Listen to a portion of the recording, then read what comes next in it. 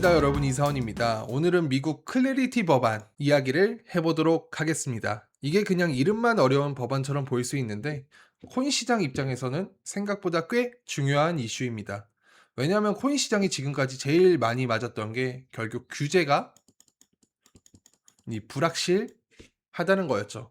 이 코인이 증권이냐 상품이냐, 관할은 SEC가 아니야 CFTC가 아니야, 뭐 거래소는 어디 기준에 맞춰야 되나, 스테이블 코인은 어디까지 허용되나, 이런 것들이 계속해서 애매했어요. 그리고 시장은 원래 애매한 걸 가장 싫어합니다. 차라리 나쁜 규칙이라도 이 규칙이 있는 걸 좋아하는 게 시장이에요. 근데 규칙 자체가 애매하면 기관도 못 들어오고 거래소도 몸을 사릴 수밖에 없습니다. 당장에 우리도 오늘 매매로 수익을 낸 걸 내년에 과세 때리면 어떻게 하냐, 돈을 미리 빼놔야 하나, 뭐 이런 사소한 고민 같은 것들도 있잖아요. 이건 코인 시장이 제도권으로 들어가기 위한 길을 닦는 그런 재료에 가깝습니다. 쉽게 말하면 이거예요. 지금까지 코인 시장은 도로가 있는데 차선이 없었어요. 완전히 무법지대잖아요. 누가 어디로 가야 하는지, 어디까지 밟아도 되는 건지, 어디서부터 단속 대상인지 굉장히 애매했죠. 그러니까 자금이 큰 돈이 들어오려고 하면 굉장히 망설이는 거예요. 근데 클래리티 법안은 그 차선을 그어주는 작업이에요. 뭐 이건 증권 쪽이다, 상품 쪽이다, SEC가 본다, 거래소는 이런 기준을 지켜야 된다, 스테이블 코인은 여기까지 되고 이 부분은 더 논의가 필요하다, 다단계 알트코인은 이제 막 상장이 불가능하다, 이런 식으로 시장의 룰을 정하는 겁니다. 물론 여기서 착각하면 안 되는 게 이 법안이 통과됐다고 바로 내일 비트코인이 미친 듯이 올라간다, 그것도 아니에요. 그리고 완전히 끝난 것도 아닙니다. 이 상원 전체의 표결도 남아있고 정치권 내부 이견도 있고 은행권 반발도 있습니다. 특히 스테이블 코인 쪽은 기존 은행 입장에서는 상당히 민감한 문제죠. 왜냐하면 스테이블 코인이 커지면 사람들이 은행 예금 대신 스테이블 코인을 들고 있을 수도 있거든요. 은행 입장에서는 당연히 좋게 볼 수가 없습니다. 요새 거래소에서 이자 상품 많이 나오는 거 아시죠? 1년 기준으로 뭐 8%씩 주는 그런 상품도 생각보다 많아요. 뭐 이런 거 견제 때려야 하는 거니까. 또 디파이 규제도 쉽지 않고. 디파이는 여러분 말 그대로 탈중앙화를 내세우는데 그럼 도대체 누구를 규제할 거냐, 그런 문제도 생기는 겁니다. 운영 주체가 명확한 거래소는 규제하기가 쉽죠. 그래서 법안은 좋은 방향이긴 하지만 통과까지는 계속 수정과 협상이 있을 수밖에 없을 것 같습니다. 그럼에도 이 법안이 중요한 이유는 기관 입장에서는 명확성이 필요해요. 우리 같은 개인은 그냥 업비트 켜고 사고 팔면 됩니다. 근데 기관은 그렇게 못합니다. 법무팀이 봐야 되고, 회계팀이 봐야 되고, 리스크팀이 봐야 되고, 감독기관 눈치도 봐야 됩니다. 이거 나중에 증권이라고 문제되는 거 아니냐, 거래소가 나중에 소송 걸리면 어떻게 하냐, 스테이블 코인은 회계상 어떻게 잡냐, 이런 게 하나라도 애매하면 여러분 큰 돈은 진짜 쉽게 들어올 수가 없어요. 그래서 규제의 명확성은 시장에 굉장히 중요합니다. 시간이 지나면서 기간이 들어오고 상품이 만들어지고 거래소가 재정비되고 시장 신뢰가 쌓이면 그 과정에서 큰 사이클이 만들어질 수밖에 없어요. 저는 그래서 클래리티 법안을 그런 쪽으로 바라보고 있어요. 단기 펌핑 재료라기보다는 장기 인프라 재료죠. 오늘 내일 가격을 맞추는 재료가 아니라 앞으로 코인 시장이 어디까지 제도권으로 들어갈 수 있느냐를 보여주는 그런 재료입니다. 법안은 장기 호재일 수 있지만 단기 매매는 여전히 차트가 기준이죠. 그래서 오늘 관점은 이렇게 정리하면 됩니다. 클래리티 법안은 코인 시장에 장기적으로 좋은 흐름은 분명히 맞아요. 규제 불확실성이 줄어들면 기관과 대형 기업들이 움직일 명분이 생기는 거고, 스테이블 코인, 디파이, 거래소, 토큰 뭐 이런 분류까지 시장의 기본 룰이 정리될 수가 있습니다. 하지만 최종 통과가 끝난 건 아니고 세부 쟁점도 남아 있다는 겁니다. 제가 오늘 하고 싶은 말은 이거예요. 코인 시장은 여러분 끝난 게 아닙니다. 이거 좀 떨어졌다고 끝나는 거 아니고 오히려 지금은 제도권으로 들어가기 위한 과정에 있습니다. 그 과정에서 규제도 생기고 반발도 나오고 은행권과 충돌도 생기고 정치권 협상도 이어질 거예요. 그런데 그게 꼭 나쁜 것만은 아니죠. 시장이 커지려면 이슈도 필요하고 결국 룰이 필요한 거예요. 룰이 생겨야 큰 돈이 들어오고 큰 돈이 들어와야 시장의 다음 사이클도 만들어지고, 그러니까 우리는 이런 뉴스를 호재냐 악재냐 뭐 그런 거로만 보면 안 되고 이게 시장 구조를 어떻게 바꾸는지 지켜봐야죠.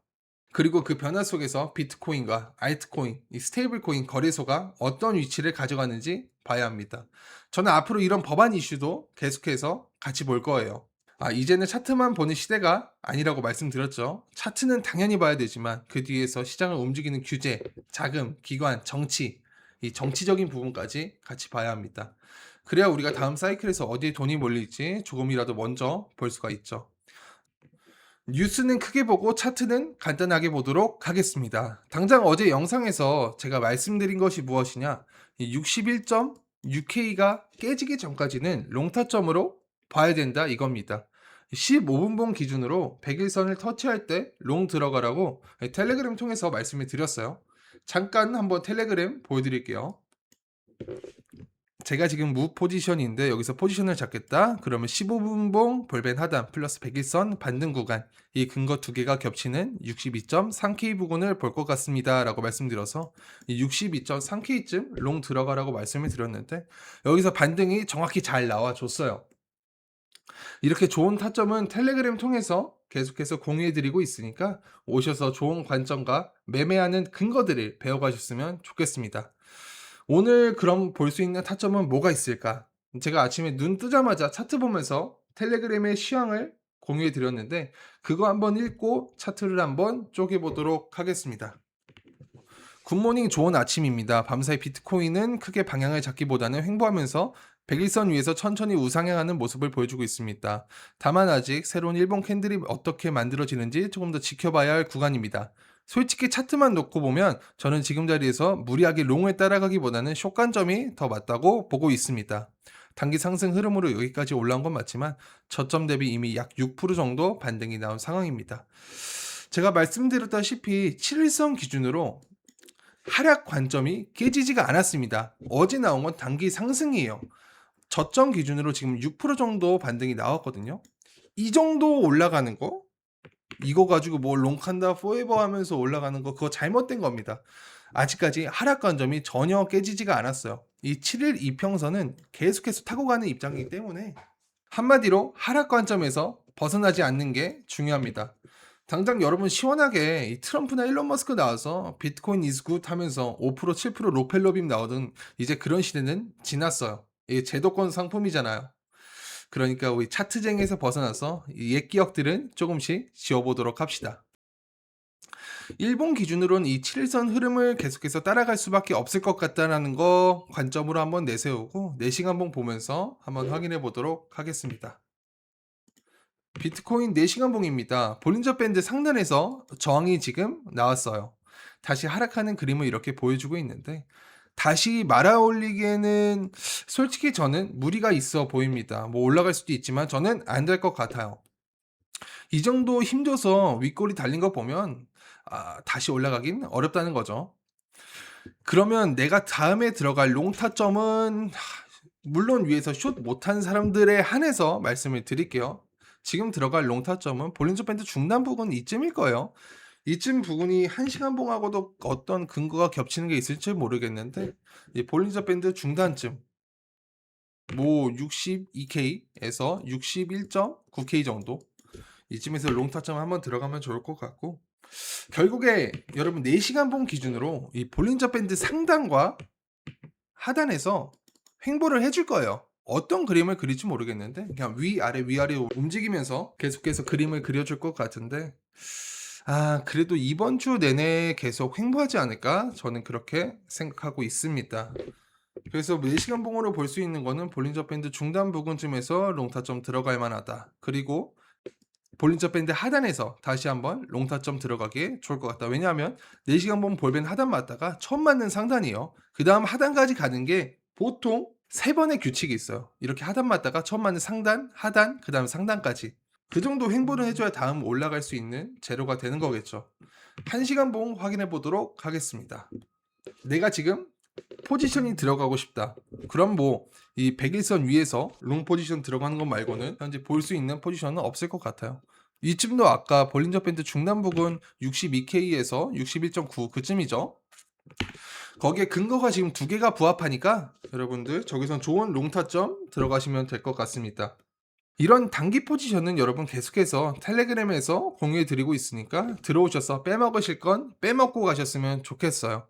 그리고 15분 봉은 예, 이게 애매한 게 뭐냐, 어차피 영상 찍고 와이프가 편집해서 올리는데 그래도 한 3 시간 4 시간은 걸려요. 뭐 지금 10 시니까 영상이 올라가면 2 시나 3 시쯤 될 것 같은데 굳이 거기서 보실 만한 관점은 없는 거죠. 뭐 내가 이거 맞췄다고 꺼드럭대면서 자랑하는 것도 아니니까. 그냥 텔레그램에서 공유 한번 해 보도록 하겠습니다. 마무리하자면 오늘 결론은 여러분 뭐다? 차트보다는 클래리티 법안입니다. 이 법안은 정말 당장 비트코인을 올려주는 재료라기보다 코인이 제도권으로 들어가기 위한 기본 룰을 만드는 과정이라고 보실 수 있습니다. 저도 이제 제도권에 들어간 상품을 다루는 트레이더가 되는 거죠. 오늘도 영상 시청해 주셔서 감사하고요. 다음 영상에서 뵙도록 하겠습니다. 감사합니다.